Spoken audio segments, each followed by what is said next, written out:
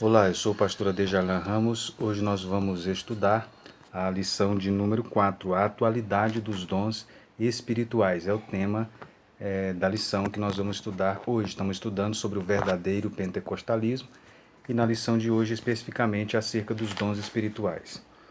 A nossa lição, a lição de número 4, ela tem como objetivo geral apresentar a atualidade dos dons espirituais e como objetivos específicos apontar a necessidade dos dons espirituais hoje, situar a função dos dons espirituais e reconhecer que os dons revelam a unidade na diversidade.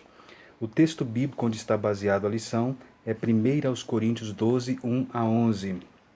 O professor deve atentar bem para esse texto, ler esse texto, estudar esse texto bíblico onde está contido a doutrina acerca dos dons espirituais. Nesse texto, 1 Coríntios 12, versículo 1 até o 11, o apóstolo Paulo, ele exorta primeiramente a não ser ignorante acerca dos dons espirituais, no versículo 1. Ele também fala da diversidade dos dons, especialmente no versículo 4, diversidade de dons e de ministérios e também de operações, embora ele mostre que é Deus que opera tudo em todos, então o Deus é um só, mas a diversidade de manifestações e de operações são várias, né? Ou as operações e as manifestações são várias. Logo em seguida, ele fala também que a manifestação do Espírito Santo é dado para o que for útil, aqui entra o propósito dos dons. Depois, no versículo 8 e 9, ele enumera os dons, e no versículo 11, ele fala sobre a soberania do Espírito Santo na distribuição dos dons. Esses são textos a considerar, um texto a considerar. Bem, a nossa confissão de fé assembleiana, a confissão de fé das Assembleias de Deus, ela tem um capítulo específico que trata sobre os dons espirituais. O capítulo de número 20 trata sobre os dons do Espírito. A nossa confissão de fé assembleiana, ela diz: cremos, professamos e ensinamos que os dons do Espírito Santo são atuais e presentes na vida da Igreja. O batismo no Espírito Santo é um dom, Atos 2:38, e é para todos os crentes, mas os dons do Espírito Santo, ou espirituais na linguagem paulina, 1 Coríntios 12:1, são restritos. E aí vem, logo em seguida, uma definição de dons. Esses dons são capacitações especiais e sobrenaturais concedidas pelo Espírito de Deus ao crente para serviço especial na execução dos propósitos divinos por meio da Igreja. 1 Coríntios 12:7. São recursos sobrenaturais do Espírito Santo, operado por meio dos seres humanos, os crentes em Jesus, enquanto a Igreja estiver na terra, pois no céu não precisaremos mais deles. É por meio da Igreja que o Espírito Santo manifesta ao mundo o poder de Deus, usando os dons espirituais. Isso é o que diz então a nossa declaração de fé. O comentário da nossa lição, ele fala na primeira parte sobre a necessidade dos dons espirituais. Ele comenta acerca da necessidade de conhecer os dons. Então este assunto é muito relevante. É importante que os crentes eles conheçam os dons, né? Os dons espirituais. O conhecimento é fundamental da doutrina bíblica, especialmente para nós pentecostais. Muitas vezes nós pentecostais nós desconhecemos às vezes a doutrina acerca dos dons, né? Exercemos, mas às vezes sem um conhecimento sistemático. Então é muito importante esse momento para que os alunos, especialmente os pentecostais, possam conhecer a exortação de Paulo para que não sejam ignorantes acerca dos dons espirituais. A ignorância acerca dos dons espirituais, ela pode trazer então muito prejuízo à obra de Deus. Bem, à guisa então de introdução, nós vamos considerar alguns elementos importantes, introdutórios, acerca do estudo acerca dos dons espirituais, né? Primeiramente, nós devemos atentar no estudo acerca dos dons espirituais que as manifestações dos dons elas são dadas de acordo com a vontade do Espírito. 1 Coríntios 12:11, ao surgir a necessidade, também conforme o anelo no crente na busca dos dons. 1 Coríntios 12:31. Então, esses três pontos estão relacionados às manifestações do Espírito. Primeiro é conforme a vontade do Espírito. 1 Coríntios 12, 11. Ele é soberano. Segundo, está relacionado à necessidade da igreja. E terceiro, está relacionado ao anelo do crente na busca dos dons. 1 Coríntios 12, 31 e 1 Coríntios 14, 1. Paulo exorta os crentes a não serem ignorantes e a buscar os dons.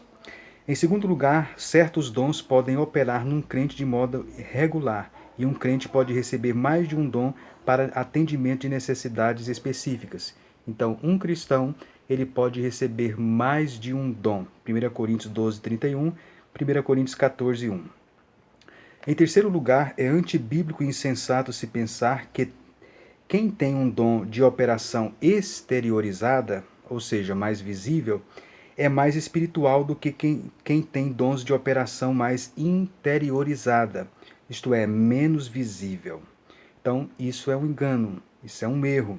Uma operação, por ser mais visível, não quer dizer que a pessoa que possui este dom seja mais espiritual do que aquele que tem a manifestação de um dom que não seja tão exteriorizado, seja mais interiorizado, ou seja menos visível. Então, isso não está relacionado à espiritualidade. Em quarto lugar, é bom nós atentarmos que Satanás pode imitar a manifestação dos dons do Espírito, ou, inclusive, falsos crentes disfarçados como servos de Cristo podem fazer o mesmo.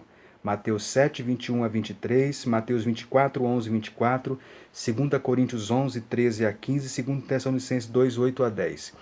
O apóstolo diz em 2 Coríntios 11, 13 a 15 que Satanás se transfigura em anjo de luz. Em Mateus 7, 21 a 23, Jesus disse que naquele dia muitos vão dizer: Mas, Senhor, nós não profetizamos em teu nome não fizemos maravilhas? E ele vai dizer: Apartai-vos de mim, porque eu não vos conheço. Então, à guisa de introdução, nós devemos considerar então esses 4 pontos, esses 4 elementos. Bem, vamos observar agora, antes de nós alistarmos os dons, a natureza geral dos dons. Nós fazemos então uma distinção entre os dons espirituais e o dom do Espírito, conforme Atos 2:38. O dom do Espírito é o batismo no Espírito Santo, que já estudamos na lição anterior. Os dons do Espírito são capacitações sobrenaturais dadas pelo Espírito Santo para a igreja agir, operar, se manifestar no mundo de maneira eficaz, eficiente e poderosa. Isso são os dons, então, espirituais. Para efeito didático, costuma-se dividir os dons em 3 classes, em 3 grupos. Primeiro são os dons que são concedidos à igreja, para a igreja saber sobrenaturalmente. Poderíamos dizer que esses dons eles funcionam como a mente da igreja. São eles a palavra da sabedoria, a palavra da ciência e o dom de discernimento. Em segundo lugar, existem os dons que são concedidos à igreja para a igreja agir sobrenaturalmente. Esses dons estão relacionados, ou poderíamos usar uma figura, são as mãos da igreja. São o dom da fé, o dom de milagres e o dom de curas. Em terceiro lugar, existem os dons que estão relacionados à igreja falar sobrenaturalmente, que capacitam a igreja para falar sobrenaturalmente. Funcionam então como a boca da igreja: profecia, línguas e interpretação. Então, dons que funcionam como a mente da igreja, dons que funcionam como as mãos da igreja e dons que funcionam como a boca da igreja. É a igreja pensando, a igreja agindo, a igreja falando de forma sobrenatural. Os dons, então, não são ornamentos que são dados à igreja, são ferramentas para a igreja atuar neste mundo de forma sobrenatural. Bem, vamos observar agora sobre os dons de maneira individual, né? Vamos estudar então dons por dons, conforme aparece na Bíblia, no texto de 1 Coríntios, capítulo 12, e o versículo 8 até o versículo 10. Bem, primeiramente nós temos o dom chamado da palavra da sabedoria. É bom lembrar que todos esses dons estão no campo do espiritual, não está no campo do comum. Palavra da sabedoria trata-se de uma mensagem vocal sábia, enunciada mediante a operação sobrenatural do Espírito Santo. Então, o dom da palavra da sabedoria é a capacitação dada por Deus através do Espírito Santo, através do qual o crente, então, ao se defrontar com uma situação, com um problema específico ou com uma aplicação relacionada às Escrituras, ele então tem a sabedoria vinda de Deus que se manifesta naquele momento. É bom lembrar que aqui não está a sabedoria no campo comum, né, para o viver diário.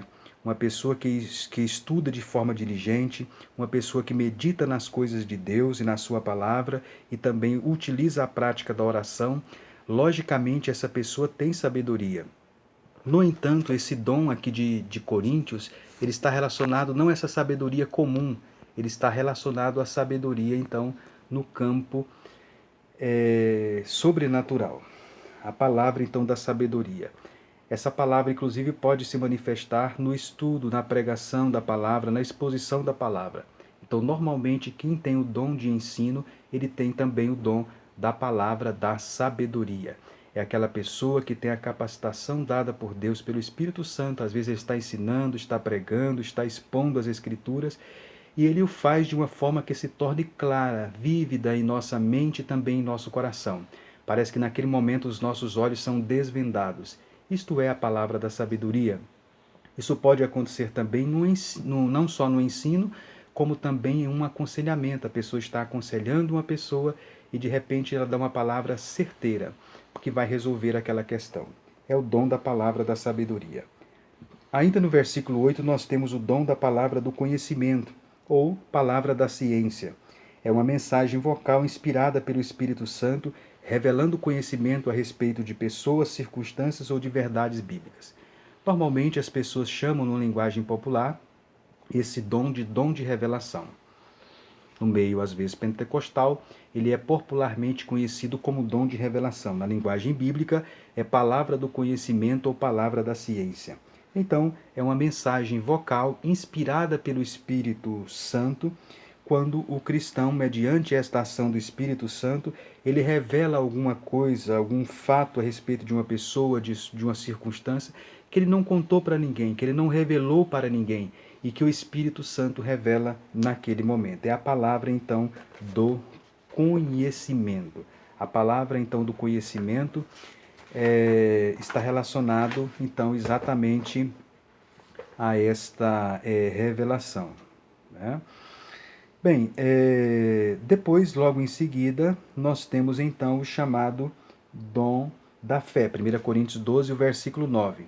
O dom da fé está relacionado, é bom lembrar, que na Bíblia aparece a palavra fé em vários momentos. Nós temos a fé natural, Tiago, a Bíblia fala sobre isso, a fé comum, até os demônios creem que estremecem. Existe a fé para a salvação, que é aquela fé de Efésios. Existe a fé como fruto do Espírito, que é aquela de Gálatas, que está relacionado muito à fidelidade. E existe a fé como dom, que é essa de 1 Coríntios 12, 9. Essa fé de 1 Coríntios 12, 9 é o dom da fé. É a fé no estágio mais avançado. É a capacidade dada ao crente pelo Espírito Santo para ele crer em Deus, para a realização de coisas extraordinárias, né, e milagrosas. Isso é, então, o dom da fé. Normalmente, o dom da fé está relacionado também ao dom de operação de maravilhas. Este é, então, o dom da fé. É uma fé, então, especial. Logo em seguida, em 1 Coríntios 12, 9, nós temos os dons de curar. Os dons de curar é a capacitação dada pelo Espírito Santo para o cristão realizar, né, através deste dom, a cura, a restauração da saúde física por meios sobrenaturais, por meios divinos. Você pode observar que na lista dos dons de Coríntios 12 é a única que aparece no plural, dons. Então, provavelmente pode estar relacionado a mais de um dom. Provavelmente pode estar relacionado a diferentes dons relacionados a diversas enfermidades.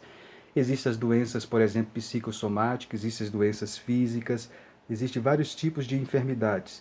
Pode ser, então, que este dom esteja relacionado exatamente isto, né? Esteja relacionado aos diferentes tipos ou grupos de enfermidades.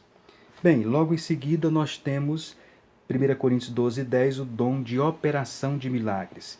Trata-se então de atos sobrenaturais de poder que intervêm nas leis da natureza.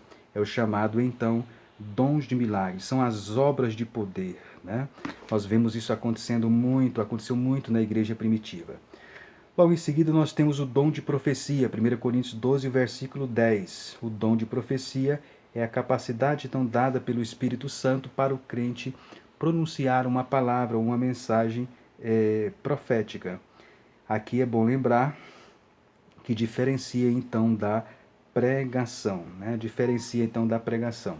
No dom de profecia, Deus usa o aparelho fonador de uma pessoa para transmitir uma mensagem. É uma manifestação então do Espírito. O dom de profecia parece que é um dos que está mais sujeitos a abuso, é o que esteve na igreja de Corinto, que motivou o apóstolo Paulo a escrever o 1 Coríntios 14, trazendo algumas orientações e regulamentações relacionadas aos dons. O dom de profecia está sujeito a julgamento. O apóstolo Paulo fala sobre isso em 1 Coríntios, no capítulo 14, o versículo 29. Fala em 2 ou 3 e os outros julguem. Então, o dom de profecia ele está sujeito ao julgamento. Quando uma pessoa julga uma profecia, ela não está sendo incrédula? Não, ela está sendo bíblica. 1 Coríntios 14, o versículo 29, o apóstolo Paulo disse claramente: os outros julguem. Como é que eu posso julgar uma profecia? Pelo menos 3 coisas eu devo observar no julgamento de uma profecia. Primeiro, é que o julgamento desta profecia deve acontecer relacionado à pessoa que está profetizando. Essa pessoa que está profetizando, ela tem vida séria com Deus? Ela tem as evidências, então, de uma vida cristã autêntica, real? Ela não vive na prática habitual do pecado? Em segundo lugar, nenhuma profecia pode estar em desarmonia com as Escrituras. Então, a segunda forma de eu julgar uma profecia é quanto ao conteúdo. O conteúdo de uma profecia não pode estar em desarmonia com as Escrituras. E em terceiro lugar, que talvez seja a forma mais prudente, é julgar quanto ao cumprimento da profecia. Às vezes eu devo me silenciar e devo aguardar, então, o cumprimento desta profecia. Um outro ponto a ser observado: o dom de profecia ele não entra em desarmonia com a suficiência das Escrituras? Não, de forma alguma. Nós pentecostais, nós cremos no dom de profecia e cremos também na suficiência das Escrituras, né? Pois as profecias nós não atribuímos valor canônico. Inclusive a profecia está sujeita ao julgamento é porque ela passa por um elemento, o homem, e o homem tem as suas limitações. É por isso que a profecia está sujeita ao julgamento. As Escrituras, o cano das Escrituras, Deus trabalhou de uma forma que não houve a interferência, né, humana nesse aspecto. Deus cuidou deste detalhe. Mas no dom de profecia, o homem, por ser limitado, está sujeito a deixar, né, suas emoções falarem mais alto, enfim. É por isso que entra então o julgamento através das Escrituras, né? Isso não afeta de forma nenhuma a soberania das Escrituras, pois nós não utilizamos o dom de profecia para mudar a doutrina bíblica. Elas não são vistas como elementos complementares em relação àquilo que a Bíblia já fechou. É interessante nós observarmos que no contexto do Novo Testamento, nós observamos que várias vezes Deus dirigiu pessoas através do dom de profecia, como o próprio apóstolo Paulo, por exemplo. Então, é perfeitamente possível conciliar a existência das Escrituras com o dom de profecia. No período da Igreja Apostólica, eles já tinham as Escrituras do Antigo Testamento, e eles conciliaram a Escritura do Antigo Testamento com o dom de profecia naquele momento. Outro ponto a ser observado é que quem tem o dom de profecia não quer dizer que seja mais espiritual do que os demais. O dom de profecia não é atestado de santidade. Outro ponto a ser observado é que o dom de profecia, em nenhum momento do Novo Testamento, ele é utilizado para liderar a igreja. Ou seja, pode ser que o seu pastor, o seu líder, ele não tenha o dom de profecia, mas ele tem o dom ministerial de pastor, que deve ser considerado também à luz de Efésios 4 e o versículo 11. Nós não temos, outro elemento também que nós devemos ter cuidado, nós não devemos sair à cata de profecias. Se Deus quer utilizar a profecia, Ele vai utilizar a pessoa que Ele quiser no momento que Ele quiser. É bom lembrar que o meio regular de Deus falar conosco é através das Escrituras, mas Deus pode utilizar às vezes o meio que está fora do regular, do comum, né? Que é o dom de profecia?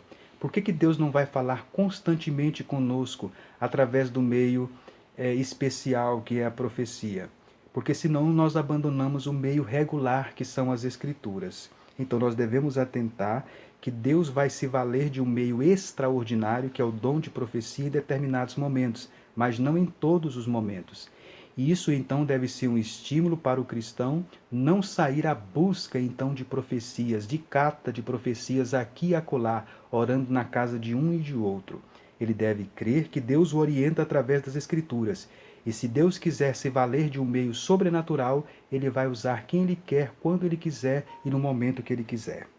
1 Coríntios 12:10 nós temos o sétimo dom, que é o discernimento de espíritos. É uma dotação especial dada pelo Espírito Santo para o portador de dom discernir e julgar corretamente as profecias e distinguir se uma mensagem provém do Espírito Santo ou não. Esse é o dom de discernimento, então, de espírito. Nesse caso, nós estamos vivendo dias em que há muitas manifestações falsas e muitas delas com aparência de verdade, inclusive em relação às questões do ensino bíblico e das doutrinas cristãs. Então precisamos do discernimento do Espírito. Logo em seguida nós temos o dom de variedade de línguas, ou o dom de línguas. É a capacitação dada pelo Espírito Santo para uma pessoa falar em outras línguas. É o poder de falar sobrenaturalmente em uma língua nunca aprendida por quem fala, sendo essa língua feita e inteligível aos ouvintes por meio do dom igualmente sobrenatural de interpretação. Parece que à luz do Novo Testamento nós temos duas classes de mensagens em línguas. Primeira é louvor em êxtase dirigido a Deus somente. 1 Coríntios 14:2. Segundo, é uma mensagem definida para a igreja. Então se distingue entre a língua como sinal e a língua como dom. Então, uma pessoa pode falar em línguas, nesse caso pode ser língua como sinal, né? Essa língua como sinal é para todos, Atos 2:4. Mas existe a língua como dom, que é o dom de línguas. Essa não é para todos. 1 Coríntios 12, versículo 30. Então, quando uma pessoa fala em línguas e se dirige a Deus em êxtase, em louvor, de forma particular, em adoração, isso é a língua, então, como sinal. Mas quando a pessoa se dirige com uma mensagem à igreja, isso então já é o dom de línguas.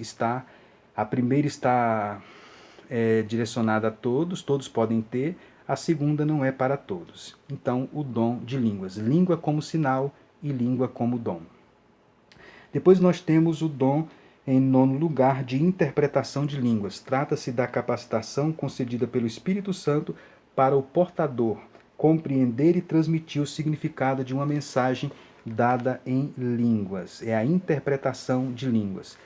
Ou seja, o propósito então do dom de interpretação de línguas é tornar inteligíveis as expressões de êxtases inspiradas pelo Espírito que se pronunciarem em uma língua desconhecida da grande maioria presente, repetindo-se claramente em língua comum do povo congregado. Então, aqui nós temos a lista então dos dons espirituais. A interpretação de línguas, então, está relacionada à capacitação que a pessoa tem de interpretar as línguas que uma pessoa está falando. O apóstolo Paulo, em 1 Coríntios 12, 13, especialmente no capítulo 14, ele traz o regulamento dos dons. Ele diz que as línguas devem ser para a edificação da igreja. O propósito dos dons é edificar a igreja. Parece que em Coríntios alguns estavam inclinando demasiadamente para o dom de línguas, certamente por causa da natureza espetacular do dom de línguas. O apóstolo Paulo, então, lembra-lhes que a interpretação e a profecia eram necessárias para que o povo tivesse conhecimento inteligente do que estava dizendo. Então, Paulo regula quanto ao valor proporcional e também quanto à edificação. Os dons é para edificar e não para promover confusão. Em terceiro lugar, no versículo 20, o apóstolo Paulo nos mostra a sabedoria. Tudo isso está em 1 Coríntios, no capítulo 14. Irmãos, não sejais meninos no entendimento. Quando Paulo, então, disse isso, ele quer dizer que se deve utilizar os dons com entendimento, ou seja, usai o senso comum. Não sejam meninos no entendimento, usem o senso comum no exercício dos dons. Paulo também fala sobre o autodomínio no versículo 32. Muitas vezes pessoas pensam que nós não podemos silenciar quando quando o Espírito vem sobre nós, somos obrigados a falar. Paulo disse que o Espírito dos profetas estão sujeitos aos profetas. Está no versículo 32 de 1 Coríntios 14. Outra coisa que Paulo diz, 1 Coríntios 14:40, é a ordem. Faça-se tudo decentemente e com ordem. O Espírito Santo, como um grande arquiteto do universo, com toda a sua beleza, não inspirará aquilo que seja desordenado e vergonhoso. O Espírito Santo opera com poder, com comoção, com movimento, mas também com ordem.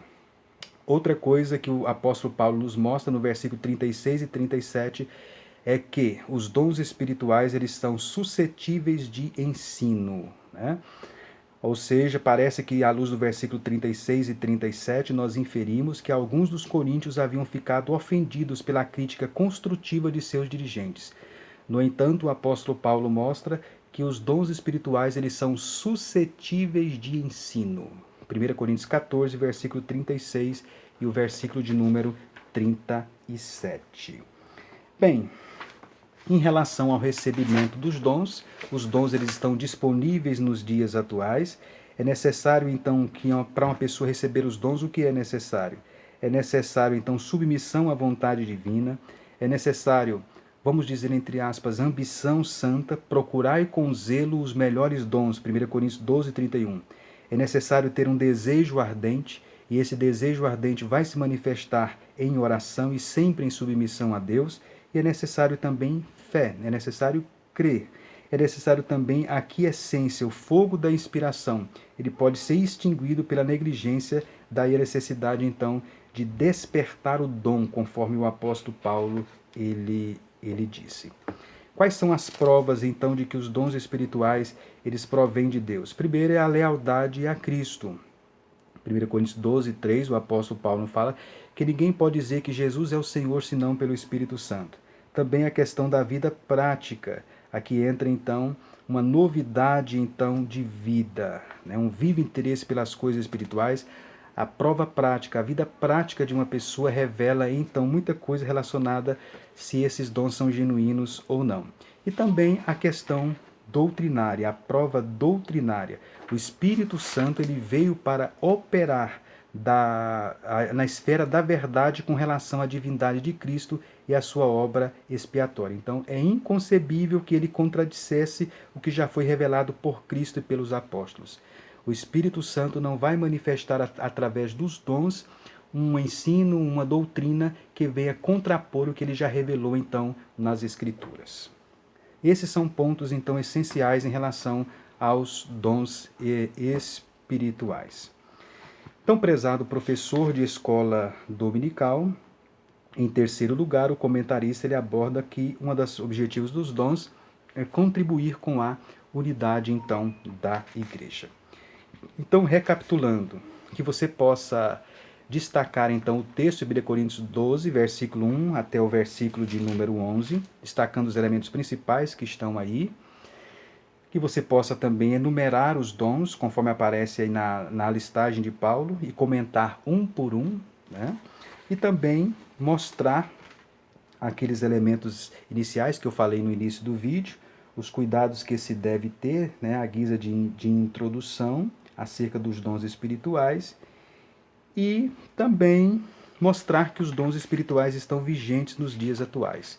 Nós cremos, nós ensinamos e nós professamos que esses dons estão em vigência nos dias atuais e em nenhum momento ele contraria, então, a soberania das Escrituras, né, de forma nenhuma.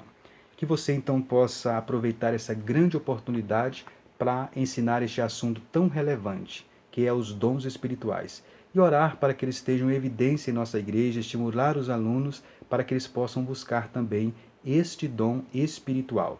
Ele continua à nossa disposição. Estava à disposição da igreja primitiva e continua à disposição da igreja do Senhor Jesus nos dias atuais. Que Deus, portanto, o abençoe, que você possa regar tudo, então, com oração. Enquanto a igreja peregrinar neste mundo e estiver lutando contra este mundo, ela deve utilizar armas espirituais. E dentre estas armas estão os dons espirituais. Procure desenvolver um clima de oração na vida dos seus alunos e na sua própria vida, para que os dons espirituais venham se manifestar de forma intensa e bíblica. Que Deus o abençoe e até a nossa próxima lição.